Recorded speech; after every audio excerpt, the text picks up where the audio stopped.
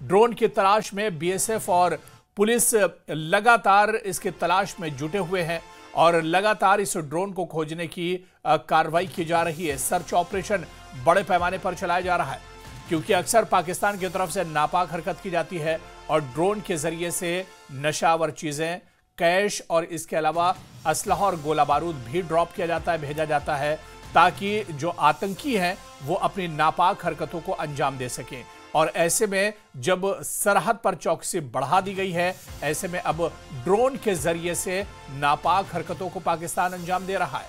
तो सांबा में संदिग्ध ड्रोन दिखने से हड़कंप मच गया है।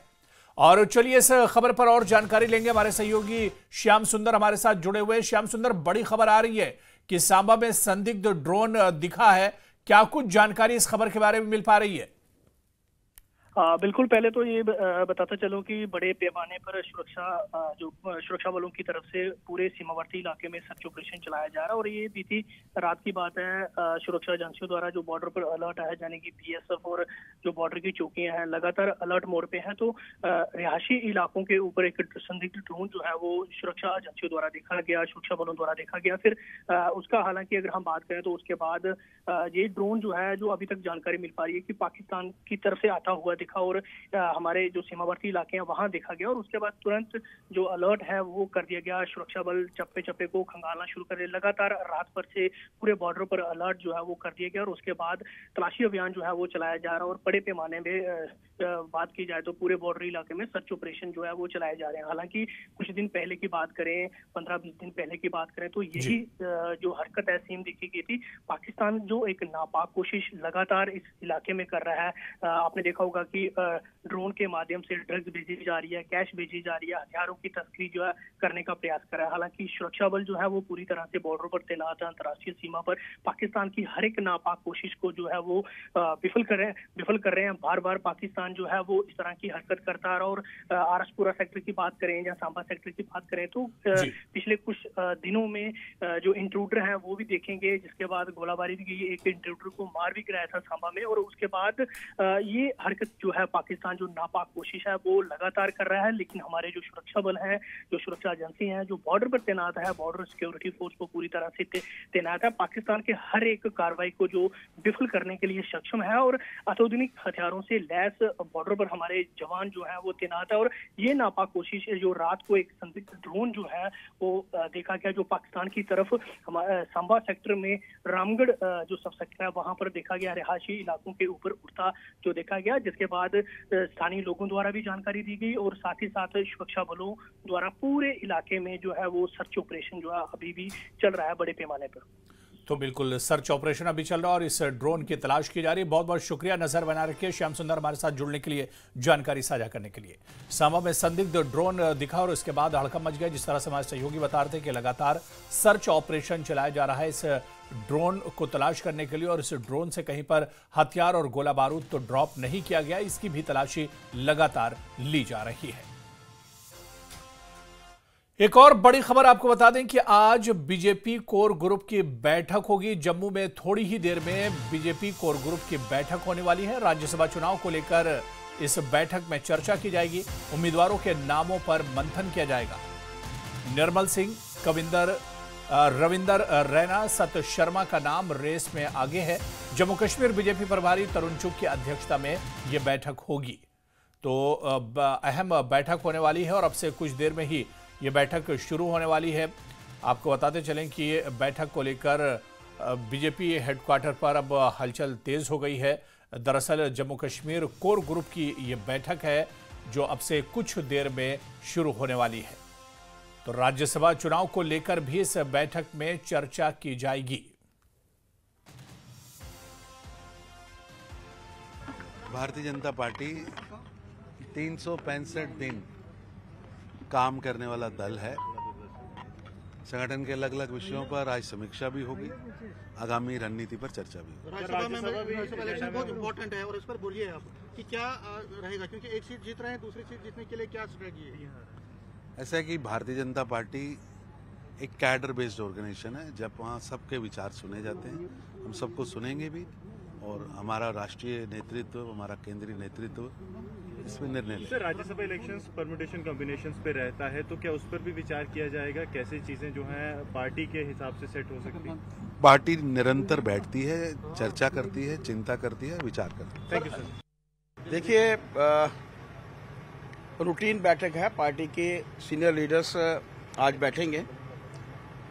पिछले दिनों में सेवा पखवाड़े को लेकर भी जो पार्टी के कार्यक्रम हुए हैं उनके ऊपर चर्चा, और आत्मनिर्भर भारत आगामी कार्यक्रम उनके ऊपर चर्चा।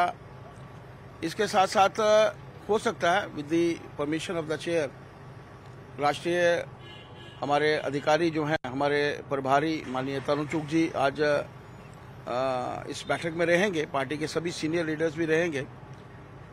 उसके ऊपर भी चर्चा हो सकती है। चर्चा होगी तो आउटकम हम आपको अवश्य बताएंगे। राज्यसभा के लिए क्या स्ट्रेटजी, क्या एक सीट तो जीत सकते हो आप? देखिए, स्ट्रेटजी हम लोग बनाने के लिए बैठेंगे। जैसे मैंने कहा, एक रूटीन बैठक है, उसके साथ साथ इन विषयों के ऊपर भी जो है वो चर्चा रहने वाली। सीटों पे चुनाव लड़ा जाएगा? बिल्कुल, भारतीय जनता पार्टी हर एक सीट के ऊपर चुनाव लड़ेगी, और इसके ऊपर क्या परम्यूटेशन कॉम्बिनेशन हो सकती हैं, इस विषय पे भी विचार किया ऐसी चर्चा है कि आप ओबीसी के लिए एक पिच हो रहा है, ओबीसी कैंडिडेट को आगे करने की कोशिश है। देखिए, पार्टी के सभी सीनियर लीडर्स बैठेंगे, जो भी तय होगा हम लोग करेंगे। क्या है कि पार्टी विद द डिफरेंस की जब हम लोग बात करते हैं तो ये इंडिविजुअल का डिसीजन नहीं होता। अभी एमपी साहब भी मेरे साथ खड़े हैं। सभी टीम मिलकर डिसीजन लेती है, और जो टीम का डिसीजन होता है वो बाइंडिंग होता है, फाइनल होता है। और उसके बाद चूंकि ये चुनाव है, पार्लियामेंट्री बोर्ड डिसाइड करता है अंततः कि कौन जो है। हमारी तरफ से देखो पैनल जा सकता है, अगर कोई आज डिस्कशन होगी तो आउटकम हम आपको अवश्य बताएं। जो है वो हर 2 या 3 महीने के बाद होती है, और उसमें जो भी रूटीन में हमारे जो कार्यक्रम चल रहे होते हैं उसके ऊपर समीक्षा होती है। जैसे आजकल आत्मनिर्भर भारत को लेकर हमारे पूरे देश के अंदर और जम्मू कश्मीर के अंदर कार्यक्रम हो रहे हैं, उसके साथ साथ हमारा सेवा पखवाड़ा जो है माननीय प्रधानमंत्री नरेंद्र भाई मोदी जी के जन्मदिन को लेकर एक सेवा पखवाड़े का कार्यक्रम चल रहा है। ये कोर ग्रुप की बैठक में ये सारी समीक्षा होगी कि कहाँ कहाँ क्या क्या कार्यक्रम हुए हैं और आगे क्या कार्यक्रम होंगे। राज्यसभा के इलेक्शंस अब थोड़ी दिनों के बाद हैं, उस पर क्या क्या डिस्कशन होना? देखिए, मैं राज्यसभा के बारे में तो कोई मुझे जानकारी नहीं है कि भाई उसके लिए बैठक बुलाई गई है या उसके लिए कोर ग्रुप की मीटिंग जो हो रही है, इसलिए उसके बारे में तो मैं कुछ नहीं कह सकता। लेकिन क्या होता है कि कोर ग्रुप की बैठक जब भी बैठक होती है तो जो भी कार्यक्रम पार्टी के चल रहे होते हैं उसमें समीक्षा होती है, और उसमें पीछे क्या कुछ कम हुआ है और आगे कैसे उसको तेजी लानी है और बढ़िया कार्यक्रम कैसे हो, उसको लेकर ये कोर ग्रुप की बैठक है। जाहिर तौर पर आप ज्यादा नहीं बोल सकते, लेकिन इतना तो कह सकते हैं कि एक डिस्कशन, क्योंकि राज्यसभा के इलेक्शन अब थोड़ी देर के बाद हैं, नॉमिनेशन 6 तारीख से शुरू होंगी, तो कहीं ना कहीं वो भी एक एजेंडा रहेगा, आप माने? देखिए, ये तो एजेंडा जब कोर ग्रुप की बैठक होती है तो उसमें एजेंडा नहीं हमारे पास आता है कि एजेंडा क्या है। तो हो सकता है कि उसमें चूंकि राज्यसभा के चुनाव हैं, हो सकता है उसके बारे में भी चर्चा हो, कोई ऐसी बात नहीं है, उसके बारे में भी चर्चा हो सकती है, नहीं भी हो सकती है, क्योंकि एजेंडे में हमें कोर ग्रुप की बैठक है और बैठक में कोई एजेंडा। विभोद जी, जो अर्थमेटिक्स हैं, जो समीकरण है, उसमें जो बीजेपी है वो 1 सीट जीत सकती है, 4 में से 1 सीट। क्या 2 सीटें जीतने की आपकी कोशिश रहेगी? देखिए, भारतीय जनता पार्टी का तो प्रयास रहेगा कि राज्यसभा के अंदर भारतीय जनता पार्टी के 2 यहाँ से उम्मीदवार जो है वो जीत कर जाए, इसके लिए पार्टी पूरा प्रयास करेगी और पूरी ताकत लगाएगी। तो क्या उसके लिए कोई स्ट्रैटेजी आपने बनाई है, कोई प्लान बनाया है? देखिए, मैं तो अभी इस स्ट्रेटजी का पार्ट नहीं बन सकता, क्योंकि पहले मैं महामंत्री था तो हम उसमें बैठ सकते थे, बात हो सकती थी। अब पार्टी किस ढंग से इसके ऊपर काम करेगी, मैं कुछ नहीं कर। भारतीय जनता पार्टी दुनिया की सबसे बड़ी पार्टी है। इसकी मीटिंग्स रूटीन में चलती रहती है, रूटीन में मीटिंग पार्टी का चलता है, और आज भी बाकी मैं बड़ा छोटा कार्यकर्ता हूँ। भारतीय जनता पार्टी एक बड़ी डिसिप्लिन ऑर्गेनाइजेशन है, इसमें चीजें बड़े एक डिसिप्लिन से तय होती है।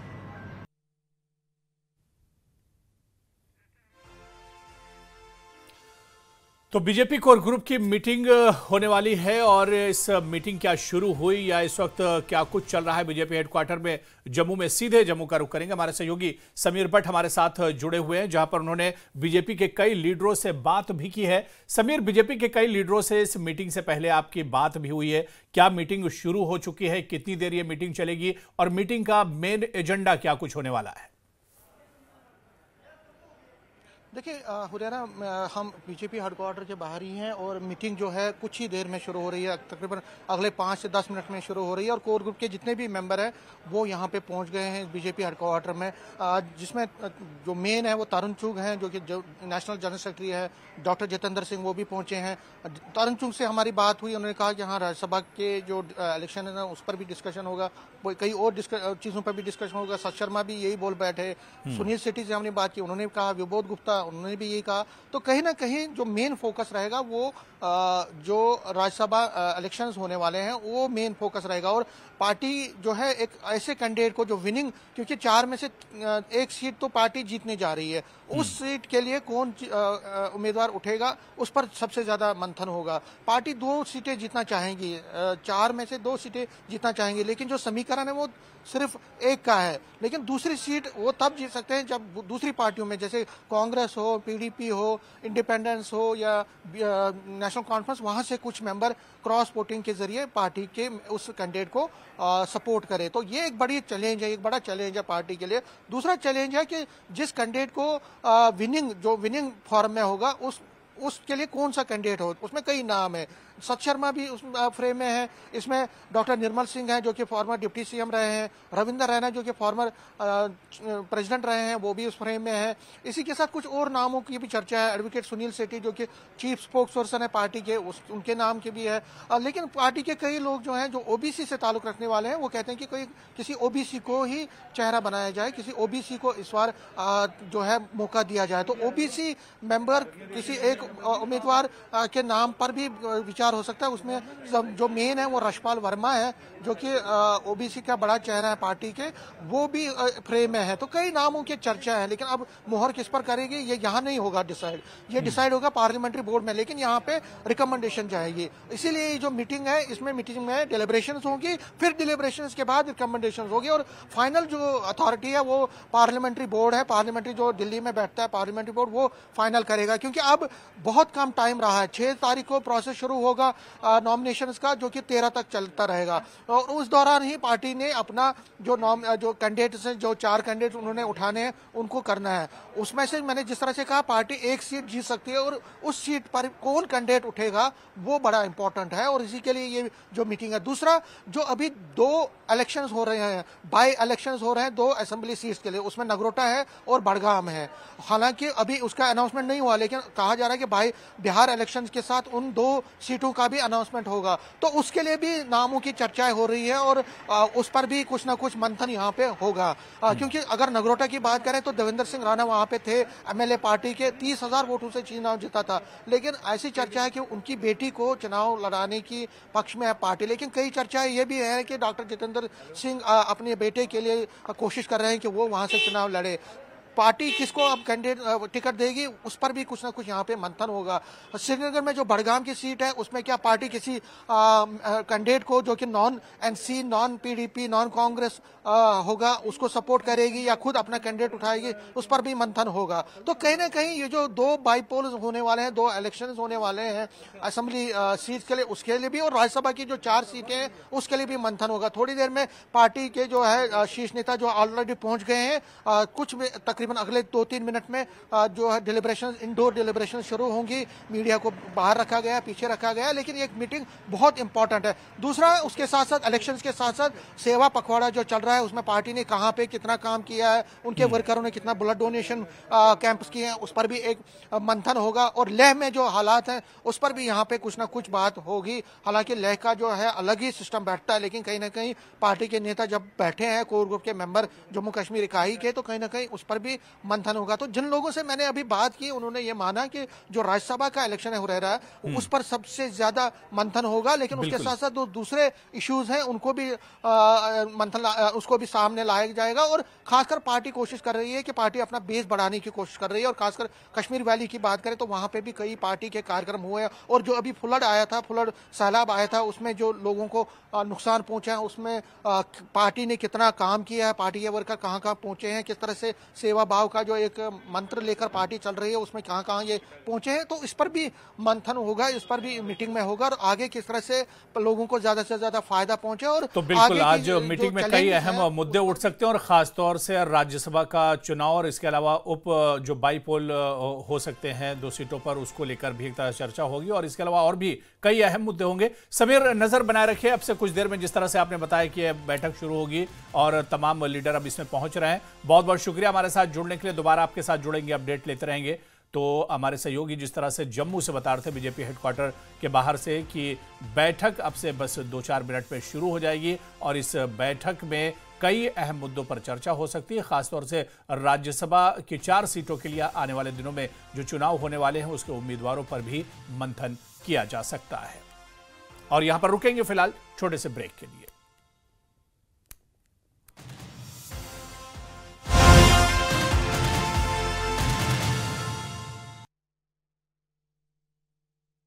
अगर दर्द से परेशान, हर खबर तक पहुंचने के लिए, बेबाक सवाल पूछने के लिए, हर चुनाव की महा कवरेज के लिए, सबसे पहले और भरोसेमंद नतीजों के लिए, रिपोर्टर के सबसे बड़े नेटवर्क के लिए, एंकर की नंबर 1 टीम के लिए एक नहीं अनेक है कारण बार बार न्यूज 18 इंडिया के नंबर 1 बनने के लिए।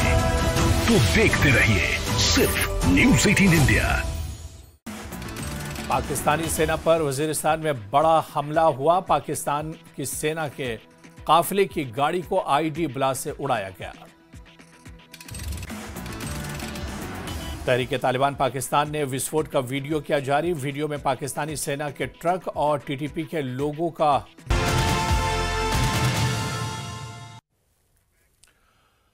ब्रेक के बाद आगे बढ़ेंगे। बड़ी खबर लेह से है। लेह हिंसा पर फैक्ट फाइंडिंग रिपोर्ट आज जारी होगी। दिल्ली में जारी की जाएगी फैक्ट फाइंडिंग रिपोर्ट। हिंसा के साजिश को लेकर बड़े खुलासे किए जाएंगे। 24 सितंबर को आंदोलन के दौरान हुई थी लेह में हिंसा, और हिंसा में 4 लोगों की मौत हुई थी, कई घायल हुए थे। और इसी हिंसा को लेकर आज फैक्ट फाइंडिंग रिपोर्ट जारी की जाएगी दिल्ली में। और आपको बताते चलें कि इस रिपोर्ट में कई बड़े खुलासे किए जा सकते हैं। तो दिल्ली में लेह हिंसा को लेकर आज फैक्ट फाइंडिंग रिपोर्ट जारी की जाएगी।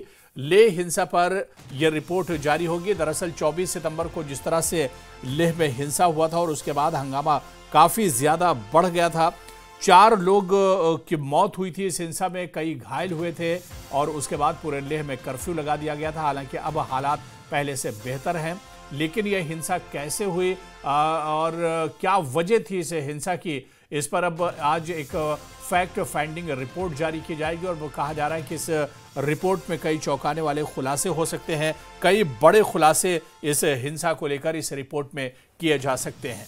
तो लेह हिंसा पर फैक्ट फाइंडिंग रिपोर्ट आज दिल्ली में जारी होगी, और दिल्ली में यह रिपोर्ट जारी की जाएगी। आपको बताते चलें कि हिंसा की साजिश को लेकर बड़े खुलासे भी इस रिपोर्ट में किए जा सकते हैं, बड़े खुलासे भी हो सकते हैं इस रिपोर्ट के अंदर। तो फैक्ट इस हिंसा के बाद एक फैक्ट फाइंडिंग रिपोर्ट तैयार की गई है। वहाँ के जो चश्मदीद थे, जो लोग थे आसपास के, और उनसे मिलकर तमाम हालात को बहुत अच्छे से समझकर ये रिपोर्ट तैयार की गई है। कहाँ पर गलती हुई, कहाँ पर कमी रह गई, किस वजह से यह हंगामा हुआ, ये तमाम चीज़ें इस रिपोर्ट में होंगी। और इसके अलावा कहा जा रहा है कि इस रिपोर्ट में कई बड़े खुलासे लेह हिंसा को लेकर किए जा सकते हैं, क्योंकि 24 सितंबर को यह हिंसा हुई थी और अचानक जो प्रोटेस्ट था वो पुरतशद्दुद हो गया था, और देखते ही देखते पुलिस और जो प्रदर्शनकारी थे उनके बीच में झड़प शुरू हो गई थी। और आज क्योंकि फैक्ट फाइंडिंग रिपोर्ट दिल्ली में जारी होनी है, कितने बजे रिपोर्ट जारी होगी, क्या कुछ इस रिपोर्ट में खास हो सकता है, इसी पर जानकारी लेंगे। सीधे दिल्ली का रुख करेंगे। खुर्रम शहजाद एक बार फिर से हमारे सहयोगी हमारे साथ जुड़े हुए हैं। खुर्रम, कुछ देर पहले आपसे बात हो रही थी, आपने बताया था कि शाम 4 बजे लेह हिंसा पर फैक्ट फाइंडिंग रिपोर्ट जारी होगी। क्या कुछ खास हो सकता है और किस तरह से यह रिपोर्ट तैयार की गई है? हुरारा, देखिए, सीधे तौर पर जो फैक्ट फाइंडिंग रिपोर्ट है वो हिंसा को लेकर नहीं है, बल्कि लद्दाख के हालात को लेकर के है। क्योंकि जो फैक्ट फाइंडिंग करने वाला जो ग्रुप है वो 10 से लेकर 14 सितंबर के बीच लद्दाख में रहा है। तो लद्दाख की क्या हालात हैं, वहां पर किस तरीके से जमीनें अलॉट की गई हैं, किस तरीके से लोगों में नाराजगी है, लोग क्या सोचते हैं, और वहां पर डेवलपमेंट कैसा हो रहा है, वहां के लोगों की मांगों में आखिर जो उनके मुतालबात हैं वो इतने पुरजोर क्यों है, और वो क्यों प्रदर्शन जो है लगातार कर रहे हैं। तो ये तमाम चीजें जो है रिपोर्ट का हिस्सा होंगी। और साथ ही साथ लद्दाख की जो डिमांड है उनको लेकर और सोनम वांगचुक को लेकर एक तरीके का सपोर्ट जो है वो आज दिल्ली से वो किया जाएगा। खासतौर से सोनम वांगचुक की जिस तरीके से गिरफ्तारी हुई और उन पर जिस तरीके से NSA लगाया गया और वो जेल में है और मामला सुप्रीम कोर्ट तक पहुंचा है, तो सोनम वांगचुक की रिहाई की एक मांग जो है वो यहाँ से की जाएगी। और इसी के साथ साथ तो बिल्कुल इस रिपोर्ट में लद्दाख के जो हालात हैं हिंसा से पहले और हिंसा के बाद के जो हालात हैं उनका भी जिक्र एक तरह से इस रिपोर्ट में किया जाएगा। खुर्रम, आप नजर बनाए रखिए। बहुत बहुत शुक्रिया हमारे साथ जुड़ने के लिए और इस खबर पर जानकारी देने के लिए। तो आज लद्दाख के हालात को लेकर फैक्ट फाइंडिंग रिपोर्ट जारी की जाएगी और शाम 4 बजे दिल्ली में यह रिपोर्ट जारी होगी। और एक और बड़ी खबर आपको बता दें कि 5 से 7 अक्टूबर तक वैष्णो देवी यात्रा स्थगित रहेगी। खराब मौसम की चेतावनी के बाद यात्रा स्थगित की गई है। 8 अक्टूबर से फिर से यात्रा शुरू होगी। जम्मू कश्मीर में भारी बारिश का अलर्ट है। मौसम विभाग ने यह अलर्ट जारी किया है। 5 से 7 अक्टूबर तक भारी बारिश का अलर्ट जारी किया गया और इसी वजह से एहतियातन कदम उठाते हुए वैष्णो देवी यात्रा स्थगित रखी गई है 5 से 7 अक्टूबर तक। यानी 5, 6 और 7 3 दिन वैष्णो देवी यात्रा जो है वो स्थगित की गई है। दरअसल कुछ दिन आने वाले दिनों में जम्मू कश्मीर में मौसम खराब रह सकता है। खासतौर से 5 से 7 अक्टूबर तक भारी बारिश का अलर्ट जारी किया गया है। इसी वजह से प्रशासन ने एहतियातन कदम उठाते हुए यात्रा स्थगित कर दी है। आपको बताते चलें कि पिछले दिनों जब जम्मू कश्मीर में हालात बहुत ज़्यादा ख़राब थे, मौसम बहुत ज़्यादा ख़राब था, उस वक्त भूस्खलन हुआ था और कई श्रद्धालुओं की जान चली गई थी। ऐसे में अब एहतियातन ये कदम उठाया जा रहा है और ख़राब मौसम की चेतावनी के बाद यात्रा स्थगित की जा रही है। 8 अक्टूबर से फिर से जब हालात बेहतर होंगे, मौसम सही होगा, तो 8 अक्टूबर से फिर से यात्रा शुरू हो जाएगी। लेकिन फिलहाल 5 तारीख से 7 तारीख तक यात्रा रोकी जा रही है।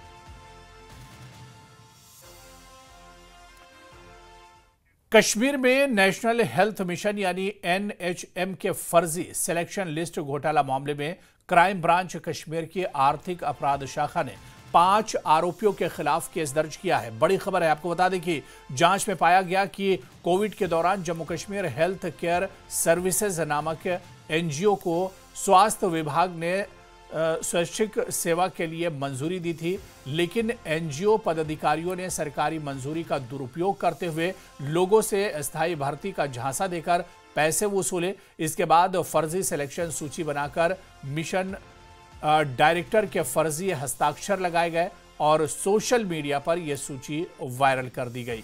शिकायत मिलने के बाद क्राइम ब्रांच कश्मीर ने 420, 468, 471, 120B RPC और IT एक्ट की धाराओं के तहत केस दर्ज कर मामले की जांच शुरू कर दी है। सभी आरोपियों की पहचान कर ली गई है और आगे की कार्रवाई जारी है। तो एक बड़े मामले का खुलासा हुआ है, जहां पर कश्मीर में नेशनल हेल्थ मिशन के फर्जी सिलेक्शन लिस्ट घोटाला मामले में क्राइम ब्रांच कश्मीर के आर्थिक अपराध शाखा ने 5 आरोपियों के खिलाफ केस दर्ज किया है।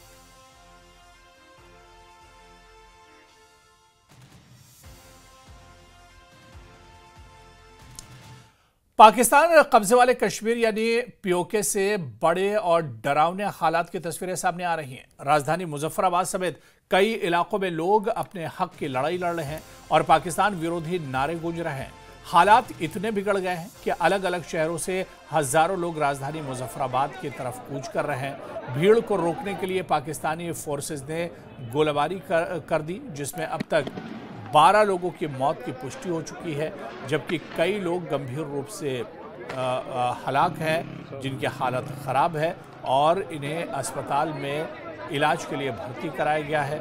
इसके अलावा आपको बताते चलें कि जम्मू कश्मीर संयुक्त अवामी एक्शन कमेटी ने बयान जारी कर पाकिस्तान की सेना और रेंजर्स पर बर्बरता का आरोप लगाया है। इनका कहना है कि पाकिस्तान अपनी फौज से कश्मीरियों पर गोलियां चलवाकर उनके हक छीनकर उन्हें गुलाम बनाए रखना चाहती है, जिसमें वो कभी कामयाब नहीं होंगे।